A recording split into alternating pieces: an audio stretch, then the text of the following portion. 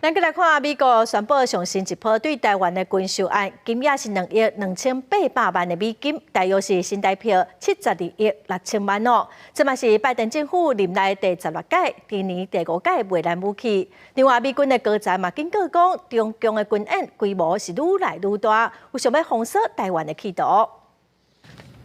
美国宣布上新一波对台湾的军售，金额2.28亿的美金，大约是新台币72.6亿。针对卖台湾战机所需要的备用零件、甲技术支援案，正做拜登政府今年第5届对台湾军售。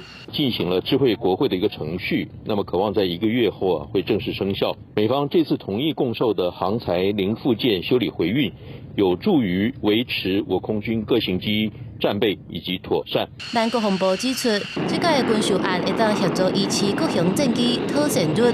毕竟中国继续进行常态化无乌地带的侵扰，表着咱海空域的训练空间甲反应时间。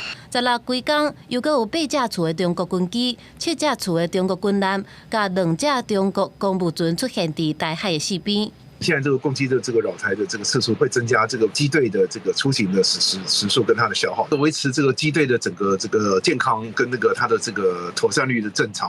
军事专家解释讲，伫中国军机舰侵扰台湾频率增加之下，咱空军一定要定伫空中执行巡逻监控的任务。